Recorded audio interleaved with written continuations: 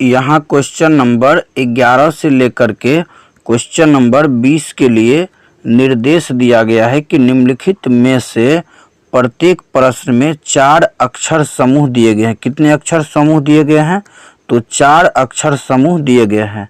उनमें से 3 किसी न किसी प्रकार से समान है, जबकि एक जो है क्या है, तो भिन्न है, यानी कि अलग है। भिन्न समूह को अपने उत्तर पत्रक में निर्देशानुसार दर्शाइए। यानी कहने का मतलब हुआ कि क्वेश्चन नंबर 11 से लेकर के क्वेश्चन नंबर 20 तक में 4 विकल्प दिया गया है। क्लियर? उसमें से 3 विकल्प क्या है, किसी न किसी रूप में समान है, जबकि एक विकल्प क्या है, तो तीनों से अलग है। उसी भिन्न विकल्प को क्या करना है, चुनना है। क्लियर? तो क्वेश्चन आप सभी को समझ में आया होगा। तो चलिए अब हम लोग क्वेश्चन नंबर 11 से सॉल्व करते हैं। क्वेश्चन नंबर 11 दिया गया है यहाँ पर AC, BD, CE और GH। क्लियर है? तो यहाँ पर जो है भिन्न को चुनना है, यानी कि कौन सा ऑप्शन अलग है उसे चुनना है। पहला में दिया गया है AC, दूसरा में दिया गया है BD और तीसरा में दिया गया है CE और चौथा में दिया गया है GH। क्लियर? तो A का मान 1, C का मान 3, B का मान 2 और D का मान 4, C का मान 3 और यहाँ पर E का मान 5, G का मान 7 और H का मान 8। क्लियर? अगर यहाँ पर ध्यान से देखिएगा तो 1 में 2 जोड़िएगा तो क्या होगा, 3 होगा। यहाँ 2 में 2 जोड़िएगा तो क्या होगा, 4 होगा। यहाँ 3 में 2 जोड़िएगा तो 5 होगा और यहाँ 7 में 1 जोड़िएगा तो क्या होगा, 8 होगा। क्लियर? अब यहाँ पर देखिए 2 जोड़ा गया है, यहाँ भी 2 जोड़ा गया है, यहाँ भी 2 जोड़ा गया है और यहाँ पर 1 जोड़ा गया है। तो ये हो गया इस तीनों से अलग, यानी इसका राइट आंसर क्या होगा, तो इसका राइट आंसर होगा ऑप्शन चौथा। क्लियर है? तो चलिए चलते हैं क्वेश्चन नंबर 12 की ओर। क्वेश्चन नंबर 12 दिया गया है यहाँ पर DPB, उसके बाद CPA, MYK, JVH। क्लियर है? तो यहाँ पर देखिए पहला क्या दिया गया है, तो पहला दिया गया है DPB। क्लियर? थोड़ा नीचे करके लिखते हैं, DPB। दूसरा दिया गया है CPA और तीसरा दिया गया है MYK और चौथा दिया गया है JVH। क्लियर? यहाँ पर देखिए D का मान क्या होता है, 4, P का मान 16 और B का मान 2। यहाँ पर C का मान 3, P का मान 16, A का मान 1। यहाँ M का मान 13, Y का मान 25 और यहाँ K का मान 11। यहाँ पर J का मान 10, उसके बाद V का मान 22 और H का मान 8। क्लियर है यहाँ तक? अब देखिए यहाँ पर अगर ध्यान से देखिएगा तो यहाँ जो है D का वैल्यू कितना है, 4 और P का है 16, तो यानी 12 जोड़ेंगे तब होगा। यहाँ क्या है, तो यहाँ 13 जोड़ेंगे तब होगा और यहाँ पर जो है 12 जोड़ेंगे तब होगा। क्लियर? क्योंकि 13 में 12 जोड़ेंगे तो 25 होगा और यहाँ पर 10 में 12 जोड़ेंगे, यहाँ भी क्या है 12 प्लस 12 करेंगे तब क्या हो जाएगा, 22, यानी कि 10 में 12 जोड़ेंगे तब 22 होगा। क्लियर? तो यहाँ पर ऑप्शन पहला, ऑप्शन तीसरा और चौथा ये तीनों क्या है, एक समान है, जबकि ऑप्शन नंबर दूसरा जो दिया गया है, ऑप्शन नंबर 2 जो यहाँ पर दिया गया है, ये जो है तीनों यानी कि इस तीनों से क्या है, भिन्न है। तो इसीलिए इसका राइट आंसर क्या होगा, ऑप्शन दूसरा हो जाएगा। क्लियर? तो चलिए चलते हैं क्वेश्चन नंबर 13 की ओर। क्वेश्चन नंबर 13 यहाँ पर दिया गया है ए ई आई। क्लियर। दूसरा में दिया गया है, पहला में दिया गया है ए ई आई, दूसरा में दिया गया है ओ ई क्यू, और तीसरा में दिया गया है यू ओ ए, और चौथा में दिया गया है ई आई ओ। क्लियर। तो यहाँ पर इसका राइट आंसर क्या होगा? तो इसका राइट आंसर ऑप्शन दूसरा होगा। कहिएगा कैसे? तो अगर चारों ऑप्शन को ध्यान से देखिएगा तो यहाँ पर ऑप्शन 1, ऑप्शन 3 और ऑप्शन 4 इसमें सिर्फ वॉवेल है, जबकि ऑप्शन दूसरा में वॉवेल के साथ साथ कॉन्सोनेंट अक्षर भी है। कहिएगा कैसे? तो देखिए, आप सभी को पता होगा कि वॉवेल अक्षर जो होता है वो कौन कौन होता है। तो वॉवेल जो होता है वो होता है ए ई आई ओ यू, ये 5 अक्षर जो है वॉवेल होता है। बाकी सब क्या होता है? कंसोनेंट। तो यहाँ पर देखिए ओ ई है और उसके बाद क्यू है। क्यू जो है वॉवेल नहीं है, क्यू क्या है? कॉन्सोनेंट है। तो इसीलिए 13 का दूसरा ऑप्शन जो है वो सही हो जाएगा। क्लियर। तो चलिए अब हम लोग चलते हैं क्वेश्चन नंबर 14 की ओर। क्वेश्चन नंबर 14 दिया गया है यहाँ पर। क्वेश्चन नंबर 14 है कि UTS, पहला ऑप्शन दिया गया है UTS, दूसरा दिया गया, यहाँ लिख लेते हैं UTS, दूसरा ऑप्शन दिया गया है यहाँ पर QPO, तीसरा ऑप्शन दिया गया है MLK, और चौथा ऑप्शन दिया गया है EAB।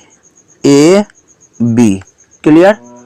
तो यहाँ पर देखिए ऑप्शन पहला, दूसरा, तीसरा और चौथा। क्लियर। इसमें अगर ध्यान से देखिएगा तो यहाँ पर देखिए STU, उल्टा चलिएगा यहाँ से, इसमें भी देखिए OPQ, यहाँ देखिए KLM, और यहाँ पर देखिए BAE, ई जो है लगातार नहीं है, जबकि इसमें उल्टा चलिएगा तो STU, यहाँ पर OPQ, यहाँ पर KLM है। तो इसीलिए इसका राइट आंसर क्या हो जाएगा? ऑप्शन चौथा हो जाएगा। क्लियर। तो 14 का राइट आंसर हो गया ऑप्शन चौथा। क्वेश्चन नंबर 15 दिया गया है यहाँ पर ABCD, उसके बाद दिया गया है EFGH PQRS DHMQ।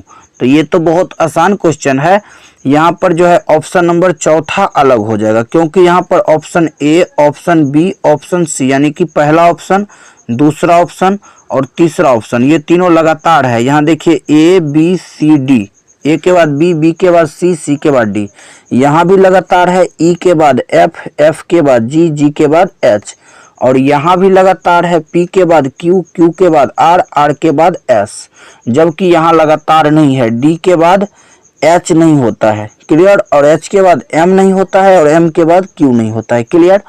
तो इसीलिए 15 का जो है चौथा ऑप्शन जो है यहाँ पर सही हो जाएगा। क्लियर, यानी कि अलग हो जाएगा। यहाँ पर अब दिया गया है क्वेश्चन नंबर 16 FXGQHWMU। तो इसका राइट आंसर क्या होगा? तो इसका राइट आंसर जो हो जाएगा वो होगा ऑप्शन चौथा। इसका राइट आंसर क्या होगा? ऑप्शन चौथा। कहिएगा कैसे? तो यहाँ पर पहला में देखिए FX दिया गया है। क्लियर। दूसरा में दिया गया है यहाँ पर GQ, तीसरा में दिया गया है HW, और चौथा में दिया गया है MU। यहाँ चौथा ऑप्शन में जो है वॉवेल है, जबकि पहला, दूसरा और तीसरा ये तीनों में सिर्फ और सिर्फ क्या है? कॉन्सोनेंट लेटर है, और यहाँ पर चौथा ऑप्शन में वॉवेल और कॉन्सोनेंट दोनों है। क्लियर। तो इसका राइट आंसर क्या होगा? इसका राइट आंसर होगा ऑप्शन चौथा। चलिए अब चलते हैं हम लोग क्वेश्चन नंबर 17 की ओर। क्वेश्चन नंबर 17 दिया गया है AU AT AX AL। तो इसका राइट आंसर क्या होगा? तो इसका राइट आंसर होगा ऑप्शन पहला। कहिएगा कैसे? तो यहाँ पर विकल्प 2, विकल्प 3 और विकल्प 4 जो दिया गया है, इसमें ए के साथ क्या है? तो कॉन्सोनेंट है, जबकि पहला में ए के साथ क्या है? तो वॉवेल है। क्लियर। तो इसीलिए इसका राइट आंसर क्या हो जाएगा? ऑप्शन पहला हो जाएगा। क्वेश्चन नंबर 18 दिया गया है यहाँ पर MNOEFGXYZQRT। तो इसका राइट आंसर क्या हो जाएगा? तो इसका राइट आंसर होगा ऑप्शन चौथा। कहिएगा कैसे? तो यहाँ पर देखिए कि पहला, दूसरा और तीसरा ये तीनों जो है लगातार है, जबकि चौथा में ऐसे नहीं है। Q उसके बाद R दिया गया है, उसके बाद T दिया गया है। Q का वैल्यू कितना होता है? 17, R का 18 और T का 20। 17, 18, 19 होना चाहिए, तो यहाँ 19 नहीं दिया गया, यानी QRS देना चाहिए, तो S नहीं दे करके यहाँ पर T दिया गया है। तो ये हो गया सबसे अलग। क्लियर? तो चलिए अब चलते हैं हम लोग क्वेश्चन नंबर 19 की ओर। क्वेश्चन नंबर 19 यहाँ पर दिया गया है। क्वेश्चन नंबर 19 BQIT, दूसरा दिया गया है WGQT, उसके बाद दिया गया है EGIT, उसके बाद दिया गया है WGRT। तो इसका राइट आंसर क्या होगा? तो इसका राइट आंसर होगा ऑप्शन पहला। कहिएगा कैसे? तो क्योंकि ऑप्शन दूसरा, तीसरा और चौथा में दूसरे स्थान पर क्या है? G है, जबकि पहला में दूसरे स्थान पर क्या है? तो यहाँ पर Q है। तो इसीलिए इसका राइट आंसर क्या होगा? ऑप्शन पहला होगा। क्लियर? यहाँ पहला में जो दिया गया है वो तीनों से अलग है। क्लियर? अगर यहाँ ऑप्शन दूसरा में देखिएगा तो दूसरा स्थान पर क्या है? G। तीसरा में भी देखिएगा तो दूसरा स्थान पर है G, और चौथा में भी देखिएगा तो दूसरा स्थान पर है G। तो पहला ऑप्शन हो गया सबसे अलग यहाँ पर। क्वेश्चन नंबर 20, क्वेश्चन नंबर 20 दिया गया है यहाँ पर, ध्यान से देखिए। क्वेश्चन नंबर 20 में दिया गया है A, उसके बाद A जो है यहाँ पर कैपिटल है, B कैपिटल है, जबकि बीच में D जो दिया गया है वो स्मॉल है। दूसरा में बीच में क्या है? स्मॉल है।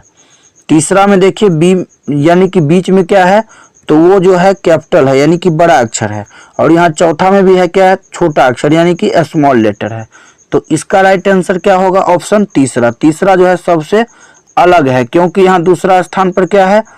तो यहाँ पर स्मॉल लेटर, यहाँ भी दूसरा स्थान पर स्मॉल लेटर, यहाँ भी दूसरा स्थान पर स्मॉल लेटर। क्लियर? तो आशा करता हूँ कि क्वेश्चन नंबर 11 से लेकर के क्वेश्चन नंबर 20 तक आप सभी को समझ में आया होगा। तो वीडियो कैसा लगा कमेंट में ज़रूर बताइएगा। अगर वीडियो पसंद आया हो तो लाइक और शेयर ज़रूर करिएगा। अगर अभी तक चैनल को सब्सक्राइब नहीं किए हैं तो सब्सक्राइब कर लीजिए, क्योंकि यहाँ ऐसे ही ज्ञानवर्धक वीडियो लाता रहता हूँ। तो मिलते हैं अगले वीडियो में, तब तक के लिए जय हिंद, जय भारत।